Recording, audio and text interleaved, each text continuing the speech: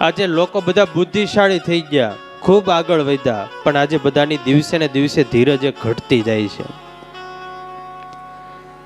જે અધીરો છે એ અધૂરો છે, જે અધીરો છે એ અધૂરો છે, અને જે ધીરો છે એ જ પૂરો છે. રોટલી બનાવતા તો તમને બધાને આવડતું હશે, આવડે ને? હા, તો આપણે જોઈએ, હમણાં ખબર પડશે કઈ રીતે રોટલી બને. પહેલા શું જોઈએ? લોટ. સૌથી પહેલા લોટ લેવાનો, પછી એમાં દૂધ નાખવાનું, ઠેર.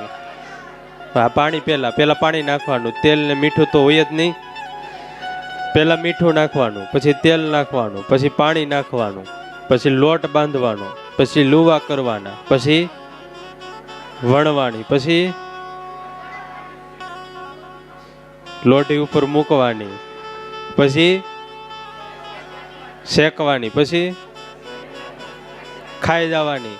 જો આમાં ફેરવવાનું ન આવ્યું અને ભગવાનને ધરાવવાનું ન આવ્યું, કેટલી ધીરજ હશે ખબર પડી ગઈ ને બધાને? કાંઈ વાંધો, તમને બધાને રોટલી આવડે, લગ્ન પછી કામ આવશે.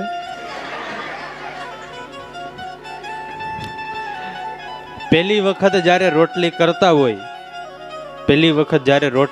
હોય, ત્યારે એવું બને કે પહેલી વારમાં જ રોટલી આવડી જાય.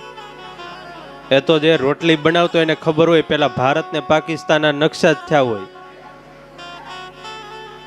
ઘણી વખત રોટલી બનાવતા હોય શરૂઆતમાં ને રોટલી હરખી ન થાય તો હું કે વેલણ બદલવું પડશે.